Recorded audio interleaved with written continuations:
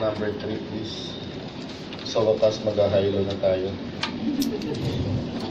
Pero let us recall, last time, uli natin pinag-usapan yung scatter graph diagram. Reviewin lang natin, ano?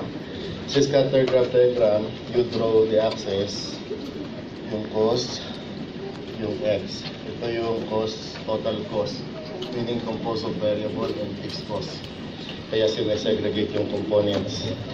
Yung x, ito naman yung machine hours. Okay, the cost driver to be used. Pag nagsosolve na problem, ang assumption, yung mga data dumaan na sa correlation analysis. Pasado na sila, pati sa coefficient of determination. Na? Pwede nang gamitin yung data. Okay, yun ang assumption natin. Kaya gagamitin natin. As we said, after drawing the axis, we plot the points. Ito yung 6 months, July to December. Yung June, siguro nahiwalay kasi old rate siya. Natatandaan niyo pa yung problem? Kasi effective July 1, bago na yung rate. Kaya July to December, pre-prev sila ng rates, mas mataas kesa nung June. Kaya yung June, humiwalay. So June does not belong to the group. Ano tawag doon ulit? Outlier. Okay.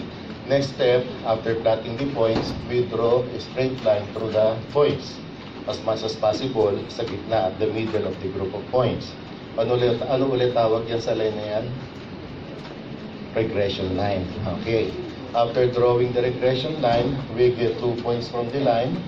Okay. And we will get delta y, delta x. Napaliwanag na natin yan last time. Okay. Then, we get the slope of the line. Sabi nyo, this slope is represented by m in algebra. Pero napag-usapan, we will use b para consistent with our other topics. Ano ulit formula nito? Delta y over delta x. Where y represents the cost. X represents the machine hours. So, in effect, delta means difference or change, di ba? We are dividing, as we mentioned, difference in costs by difference in machine hours. Ano magiging resulta? Cost per machine hour. Eh, yung machine hour ang cost driver. So, cost per cost driver. At ang sabi natin, pagka-slope ng straight line, ito po ay constant. Ano ba yung constant na cost per cost driver? Na-discuss din natin, yun yung variable cost. Okay, so from the regression line, we got the variable cost per machine hour. Pag alam mo na yung variable cost per machine hour, multiply mo sa machine hours yung value ng x. Makukuha mo total variable cost. I-minus mo sa total cost yung value na y. Makukuha mo ang fixed cost. Tapos siningit pa natin siningit ko ba sa discussion yung pag diniretso mo to, kasi straight line naman siya eh. Pag diniretso mo siya, it will start at the point that lies on the y-axis. Napag-usapan natin? Yes. Okay, ano na yung point na yan? Y-intercept. That represents the what? Fixed cost. Okay, so yun yung kabuuan.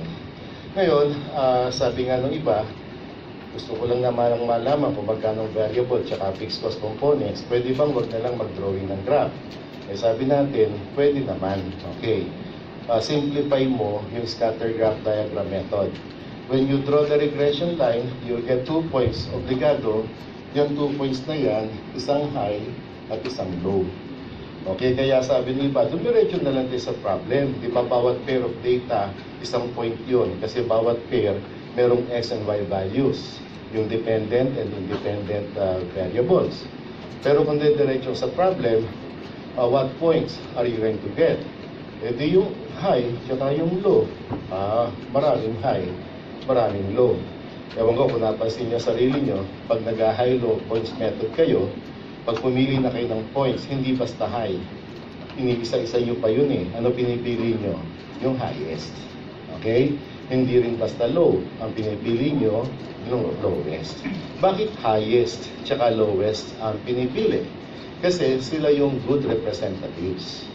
Bakit? Kasi halimbawa, nagsosolve ka ng problem using high-low, pumili ka ng kahit anong high at saka kahit anong low. Wala kang idea kung anong forma nun, hindi ka na nag-drawing ng graph eh. Tapos naisipan mo mag-drawing ng graph. Halimbawa, nung dinrawing mo yung graph, pinlat mo yung points. Tingnan mo kung ano yung isang high at isang low na napili mo. Halimbawa, yung high na napili mo, ito siya. Yung low na napili mo, ito siya. Okay. Kahit anong high at kahit anong low eh. Kapag pinunik mo itong dalawang points na to with a straight line, anong forma ng straight line? It does not pass through the group of points. Hindi siya dumaan sa grupo. Dumaan siya pero hinati niya yung grupo. Pinagdalawa niya. So hindi sila good representatives. Kaya pinipili natin highest tsaka lowest. Kasi kung yung highest ito yun at itong lowest ito yun, okay, pag kinonekta mo sila with a straight line, somehow yung line mukhang regression line talaga. It passes through the group of points. Although hindi siya gitnang-gitna. Kasi kung ano lang yung pwesto ng highest and lowest points mo, hindi siya gitnang-gitna. Okay, hindi kagaya sa scatter graph diagram, you yourself will draw the regression line, igigitna mo. Kaya kung pag-uusapan accuracy ng results, which method will give you more accurate results? Ang sagot, yung scatter graph. More accurate muna. May natin yung least squares. Mamaya pa yun, wala pa sa script yun. No? Okay, so sa ngayon, pino-compare muna natin high-low and scatter graph. Pag silang dalawa kinompare, more accurate ang results ng scatter graph. Kasi nga, you yourself will draw the regression line. Maigigitna mo siya. Ang totoo, ang high-low na favorite natin, napakadali kasi. Pero, we cannot expect accurate results using high-low. Ang totoo, ang high-low, it is merely an averaging method. Now, remember that. High-low is merely an averaging method. What does it mean? Well, when you use high-low, tinanong ka, how much is fixed cost? Ano sasagot mo? On the average, fixed cost is ganon. Magkano variable cost per hour? On the average, kasi average lang talaga. In-average lang natin. And we use 2 points to get the average. Ngayon, pag nagko-compute ka ng average, huwag kang magsasama ng point na makakasira sa average. Do not include any item that will distort the average. Ano yung point na yun na posibleng makasira sa average? Yung extremely high, di kaya extremely low, di kaya highly unusual. Ano ulit tawag doon? Outlier. So anong rule? Pag high-low, just like in this scatter graph diagram, exclude outliers. Pati sa scatter graph, excluded siya kasi ito yung grupo eh. Ito yung outlier, hindi natin siya kinonsider eh. Iginit na natin sa grupo. So scatter graph, high-low, exclude outliers. Again sa high-low, why do you exclude outliers? Because such outliers will distort the average. Makakasira. No? So, tingnan natin, pag may outlier, tanggalin agad. May nagtanong, paano po malalaman kung may outlier? Ang sagot, by mere ocular inspection. Ano daw? By mere ocular inspection. Ano yun? Tingnan mo na. Okay, ganun lang yun, tingnan mo na. Bakit to? Pag tinignan, makikita ko na outlier? Yes, obvious kasi yun. Pag extremely high and extremely low, halata agad. Sobrang taas, sobrang baba, kitang-kita. Okay? Kahit ako, sumama ako sa grupo ng mga tao, kita nyo kaagad, na outlier agad. Anyway, pero class, ano, alam mo, sasabihin mo, kanina pa ako nakatingin, wala akong mahalata. Di walang outlier. Plus, wag yung pipiliting magka-outlier yung problem, no? Pag wala, wala. Pag meron, alis na. Okay? Pwede sige. Kunyari, magpipili na tayo. Huwag na natin isama si June. Kasi outlier yun. Pag tulong nga tayo, alam ko naman may solution na kayo. No? Okay, paano ginawa nyo? Tinabulate mo siguro yung costs at saka yung machine hours. Okay, tapos kinuha nyo yung highest. Plus, compare nga tayo, anong month yung highest nyo? Sorry po? August. Okay. Tulong kasi may solution na naman kayo eh.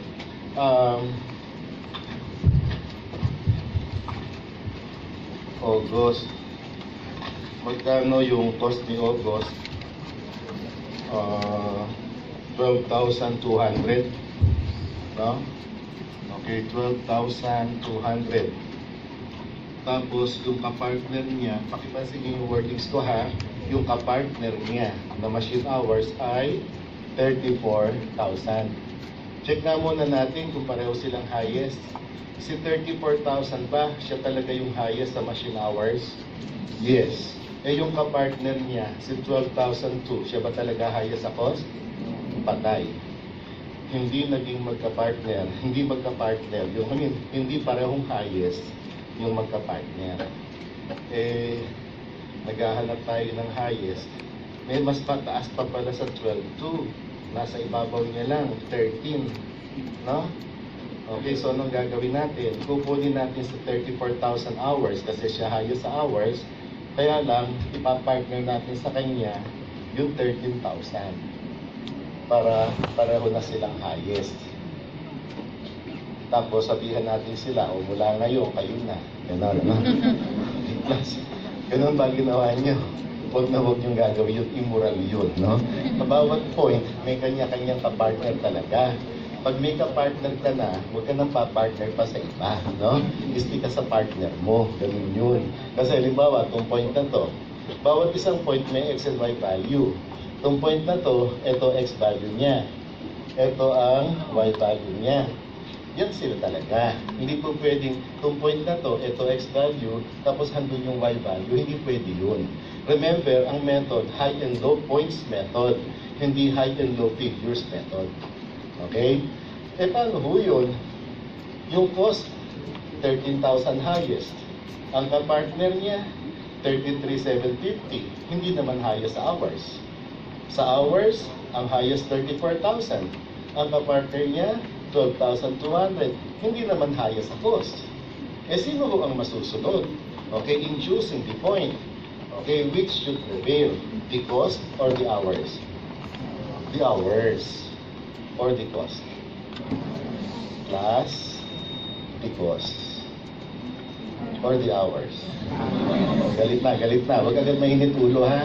Hanggang mamaya alas 9 pa tayo dito. Firm ba kayo talaga sa hours na sagot? Why? Yun, very good. Siya cost driver. Yung cost, dependent variable lang yan. Dependent lang, hindi tagasunod lang. Ang masusunod, yung independent or yung driver. Kumbaga si cost, pasahero. Nasa isang sasakyan sila. Okay, isang driver, isang pasahero. Pareho sila ng pupuntahan. Nakakita na ba kayo ng isang sasakyan, dalawa sakay?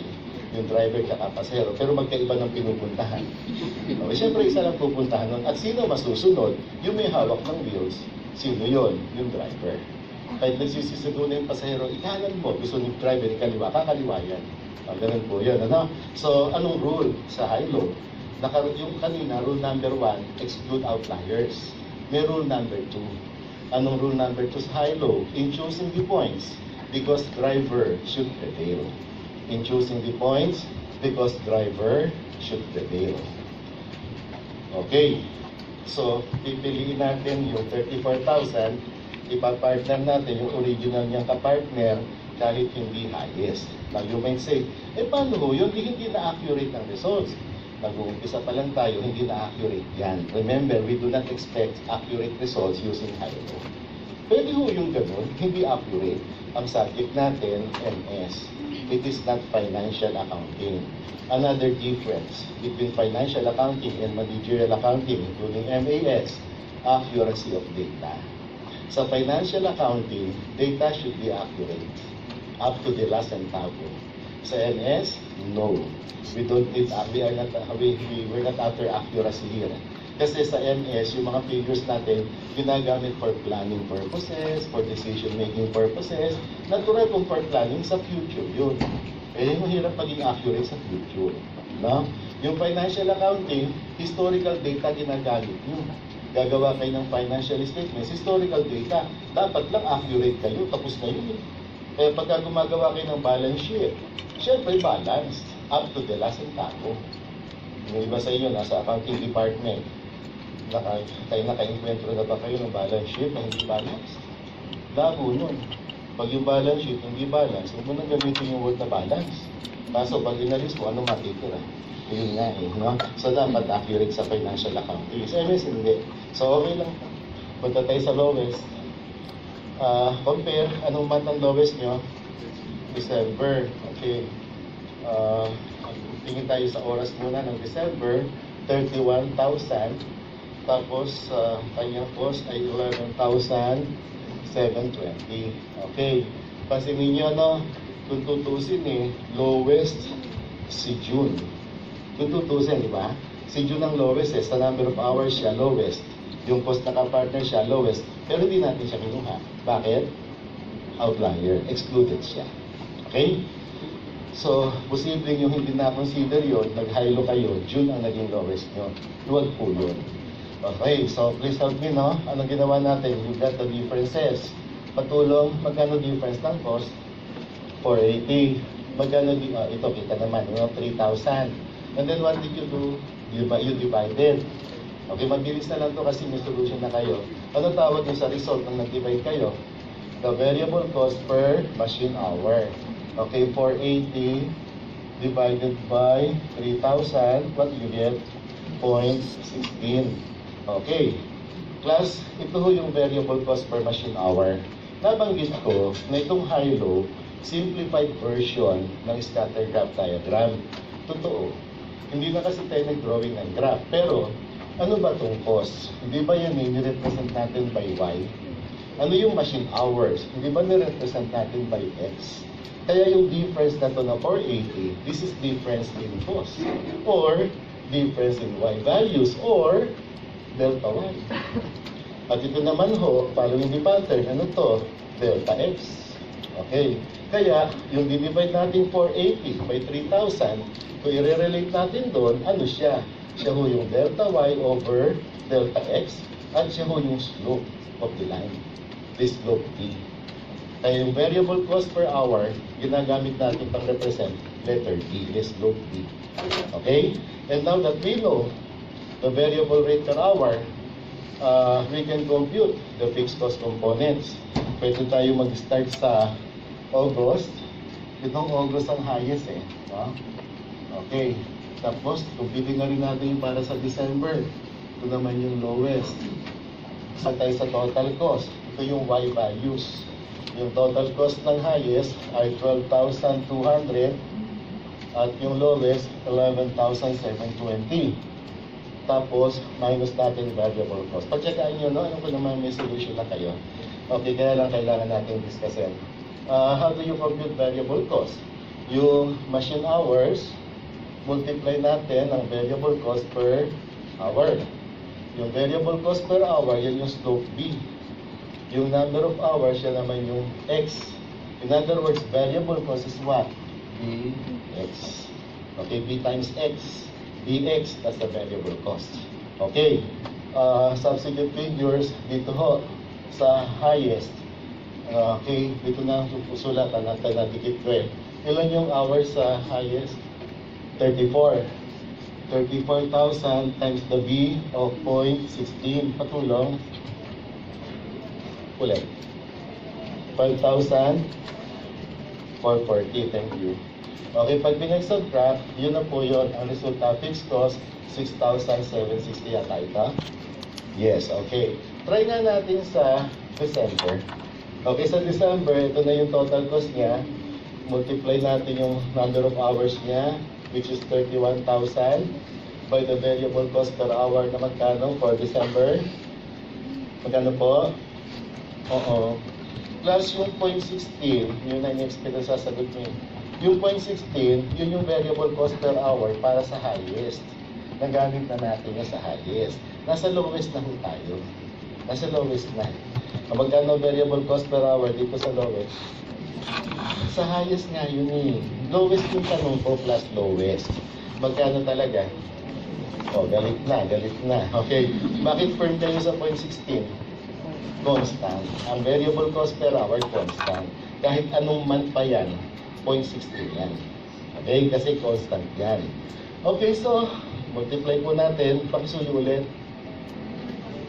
4,000 times 60. Sige, ganun na rin to. Okay. Talaga ba 6,760? Plus, equal silang dalawa. Kagulat-gulat ba na equal sila? Baka naman napaka-OA mo. Gulat mo, hala, what a coincidence. Ganun. Okay, expected mo bang equal? Kasi, oo nga, kasi fixed yan So what, kung fixed? constant ang total fixed cost. Dala nila yung behavior nila. Plus ito tinry natin sa August, ang fixed cost 6,760. Tinry natin sa December, ang fixed cost 6,760. Equal sila kasi total fixed cost constant. So, if total fixed cost is constant, when we try it in other months, what do you expect? Siyempre, 6,760 pa rin. Patunayan natin. Okay, patunayan natin. Let's prove. Halimbawa, July. Ito, sigurado ko hindi nyo ginawa ito. So, tulong tayo rito. Magkano ho ang total cost ng July? 1,000. No? Narinig. July. 13,000. Tama ba? Okay, 13,000. Tapos, yung number of hours niya, 33,750. Siyempre, multiply mo yun ng 0.16 dahil yung 0.16 constant yan Pakisuyo nga. 5,400? 5,400? Okay, so let us compute fixed cost. Plus, huwag tayo masyado mag-independent sa calculator. Manual na lang natin. Manual na lang. Okay. Value. Hindi nga. Dali-dali. 0 minus 0, 0. 0 minus 0, 6. Okay. 0 minus 4 cannot be. Para 1 from 3. This will be 10 minus 4. It will be 7. Okay. So this is now 12 minus 5. That is 6. So, as expected, bakit ganyan ang reaction niyo? Mali Minanwal ko. Talagang dapat may calculator. Pag minamanual, nagkakamali. Hindi siya pa 6,760. Magkano talaga? 7? 6? Hala. Kasi dapat plus, 6,760 yan. Kasi constant yung total fixed cost. Ito lumabas. Siguro pag tinry natin sa ibang months, ibang amount na naman lalabas. Di mangyayari nun, hindi na talaga constant yung total fixed cost in this problem. So, anong conclusion? Pasensya na kayo class, pero ang conclusion, lahat ng mga napag-usapan natin, joke lang lahat yun. Ganun ho ba yun? Of course not. Kaso iba siya Ganito ho kasi nangyari. Kung sila, yung mga points natin, yung mga tao, originally, ilang persons yung nakatayo? 7. If you remember our problem, 7. 7 buwan, 7 tao nakatayo. Ang kaso yung isa, pagkaliit-liit. Plus, huwag niyo kung tingnan ng ganyan. Pagkaliit-liit ng isa, yun yung June. Hoy, di kasala rito, inalis natin siya. Dahil siya yung outlier. So, natira yung 6. Kaya alam mo, originally, kung natatanda niyo lesson, originally, n was equal to 7. But since may outlier pala, i-revise natin to. So, officially, n will be equal to 6. Kaya pagka nagde-determine kayo ng n, aalisin nyo na yung outlier. Doon sa n value, hindi ho kasama outlier. Palaging na lang. Okay? Di 6 na lang ang natira. July to December. Nagtanong ngayon, how much is your fixed cost? Sumagot si August, on the average po, 6,760. Okay? Kita nyo, average. Sabi gumagot si December, opo, on the average, 6,760. Sumagot si July, ay ako po, 7,600. Ano sabi ng dalawa? Shut up. Okay? Hindi siya pwede magsalita, wala siyang karapatan. Kasi yung 2 points na to, August and December, these are the points that you got to represent the other points. So kung ano sabihin nila, para na sa lahat. Okay, pero ano sabi? On the average. Kasi it is merely an averaging method. Kasi nga, sa totoo lang, pag ito 6,760, pag ito 7,600, di magkaiba. Bakit siya pinili natin? Ba't hindi ito? Hindi siya representative. Kaya dapat, when you get the 2 points to represent the group, yung good representatives. In our case, pangkaraniwan, sila yung highest at lowest. That is after eliminating the outlier. At saka, sa pag-select, as we have discussed, doon tayo titingin sa cost driver, hindi sa cost. Okay? So, ganyan po ang high-low. Sa totoo, napakadali talaga. Okay? Pero, kapag high-low na po tayo, pero hindi pa ho natin nasasagot yung talagang requirement. Ano ba talaga requirement dito? Sabi letter A, what is the cost formula for utility expense? Cost formula. Sa ibang problems, that cost formula is also called cost function. Baka yun ang gamitin term, no? At least alam natin. Cost formula or cost function. Algebraic ang dating, no? Cost function. Ngayon, itong cost formula to, or cost function na to, nakapattern to an equation that is very familiar and very popular. Sigurado, familiar pa kayo rito. Ano ho yung equation na yon? Yung linear equation. Ano na ba yun? Y equals A plus bx. Na-mention na natin ng maraming beses yung bx na yan. No? Okay, ano po yung y? Total cost. Ano yung a? Fixed cost. At itong bx na to, b times x. Where b is the variable cost per x or the slope. Okay, siya yung slope. Yung x to yung cost driver.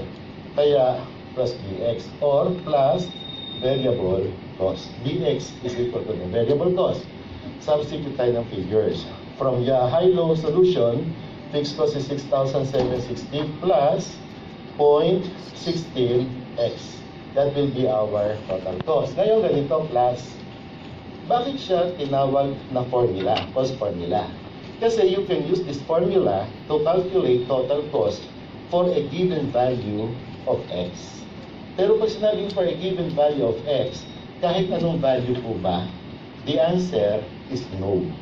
Ito ho kasing 6,760, total fixed cost, constant yan. Yung 0.16, variable cost per hour, constant yan. Pero kung natatandaan yung discussion last time, constant sila at the same amount within, relevant range and time period under consideration. So itong formula to valid lang within the relevant range and within the same time period. Pag nabago yung range, nabago time period, hindi na ho valid yung formula. Kasi posible, iba na fixed cost. Posible, iba na yung variable cost per hour. So within this range lang. Ngayon, sa problem ho bang sinosolve natin given ang relevant range? Wala pong binanggit. Pagka ho walang sinabi kung relevant range, i-assume natin na yung mga data within the relevant range. Kasi pag hindi natin i-assume na gano'n, hindi natin masosolve yan. Pero for the sake of discussion, magdadagdag po ako ng information. No? Malayo kasi nito.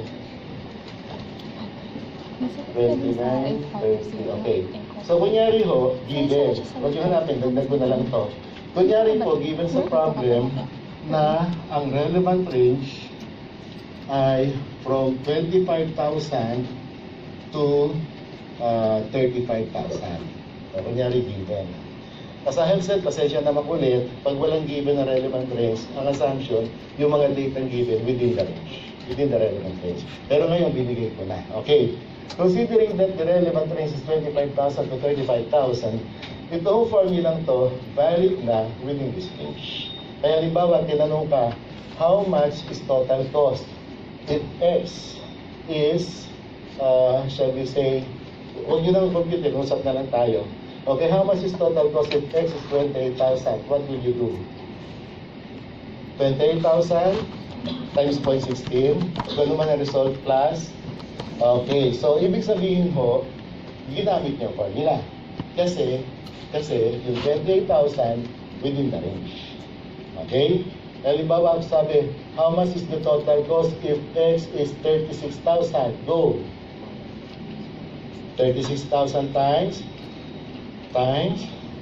ayaw. Okay, wag mo nang computin. Bakit? Outside the range eh. So, hindi na siya times 0.16. Ibig ko sabihin, walang variable cost. Pagka ganyan, meron, but we do not know. Kasi ang formula natin, para lang dito. Meron, but we do not know. Nakuha po. Okay, ito. Isa pa. What if x is equal to 0? How much is total cost? X is 0. Total cost? 6,760. Ano to? Fixed cost. Bakit? Kasi kahit 0 ang number of hours, may fixed cost pa rin? Yes. Magkano yan? 6,760. Reaction ko? Well, kahit 0 yung number of hours, totoo, may fixed cost pa rin. Magkano yon? Ang sagot, ewan. Not necessarily 6,760. Bakit? Plus, ang relevant range mo from 25,000 to 35,000. Plus, walang 0 dyan. Hello? Baka sasabihin mo, anong walang 0? Eh, ang dami-dami nga 0. Plus, alam ko naman nagkakaintindihan tayo. Eh kung ito ho'y lalabas sa board exam, pang-catch yan. Sigurado letter A yung 6760, maraming madagalit yan. Pero kayo hindi kayo madagalit yan. Matatandaan niyo ito. Okay? Kaya, halimbawa, what if X is 0? Letter A, 6760. Huwag mo sasagot yun. Letter B, 0. Huwag din yun. Kasi not necessarily 0. Tama po? Okay. Letter dog, some other amount. Possible na sagot yun. Nasusundan niyo ako? Okay. So, class, consider natin. Ingat lang, ingat. Kasi posible sumablay tayo kahit napakadali. Okay, so that's it. You know the formula. Letter B. What is the budgeted utility cost for September 2019 if 31,250 machine hours are projected? 31,250. Nasa range kaya yun? Ang usapan natin kanina, ang assumption within the range ng mga given. Plus, dumiretso na kayo sa final answer. May sagot naman kayo. What's your final answer? 11,760. Okay. Nakikiramdam lang ako sa inyo. So, you really come to class prepared. May answer na kaya. 11,760. Okay, ginawa ninyo dyan yung 31,250. Minultiply mo ng 0.16. Kung ano man ang naging result, inad mo yung 6,760 na fixed cost. In other words, you use the formula. Okay? Ganun lang po. I-recap nga natin yung napag-usapan natin bago tayo mag-break. Bali, dalawang methods na tayo. Excuse me.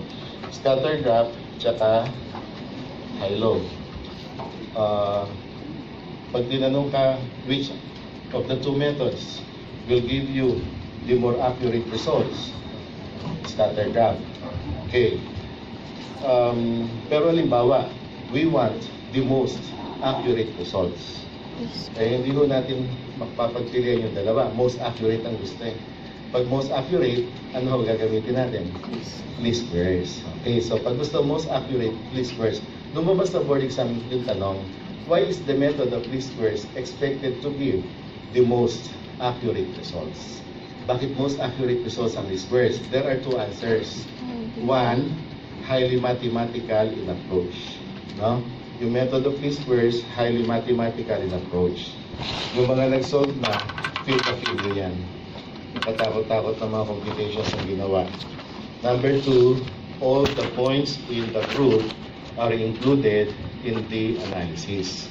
Number two, all the points in the group are included in the analysis.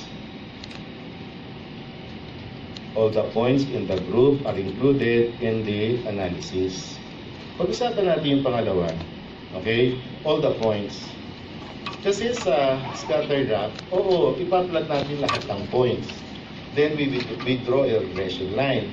Pag nakadraw rin yung regression line, we just get 2 points to solve the problem. Just 2 points. Sa high-low, kahit gano'ng karaming points ang given sa'yo, you need only 2 points. And those 2 points will represent the group. Pero sa least squares, anong sabi? All the points in the group. So, hindi dalawa lang. Okay. Kaya, most accurate yung results niya. Kaya lang, what about outliers? Okay. Sabi ko kanina, pag may outliers, exclude. Sa scatter graph diagram, in-exclude po ba natin? Yes. Pinlat natin siya, pero hindi natin siya pinansin nung igitna mo yung regression line. So, sa scatter graph, outliers, exclude. Eh sa high-low, may outliers. What do? Exclude. Eh kung least squares. Halimbawa, least squares yung method, eh may outliers. Include, exclude. Include. Ano daw? Liwanagin natin, ano? Pag least squares, pag may outliers, in or exclude? In or x? Hindi kayo solid. May sumagot ng in, ano to, marami. Meron din sumagot ng x. Kaya dating dito, inks, no? Ano tama? In or x? Talagang firm. Okay, ganito yun. Yung mga sumagot ng in, ano defense nyo? Ayun nga naman, ikaw anya may sabi, all the points eh. No? Pero plus, bitin naman yung all the points eh. May karugtong naman yun eh. Ano yung buo? All the points? Hindi ko yung all the points are included. Meron, ulit-ulit. Ano yung sinabi? All the points? Yun. Yun yung buo. All the points in the group are included. Not just two. So talaga bang lahat kasali? Opo. Sinong lahat? Yung in the group. So meron hindi kasali? Meron. Sino? Yung wala sa group. Sino yung wala sa group? Eh, yun lang yung outside. Ano tawag sa kanya? Outlier. Kaya kahit yung sinulat nyo, tama yan. All the points in the group. Eh, may outlier. Hindi kasama sa group. Hello? So, anong rule pag may outlier tapos ka least squares? Exclude them. Ano conclusion? For all the three methods, outliers exclude. For all the three methods, pati least squares. Kaya nga, di ba sabi ko sa inyo kanina, originally, n was equal to 7. Nung may outlier in the list. So, officially, n equals 6. Ganun din pag least squares. Kasi sa least squares, kailangan natin may n.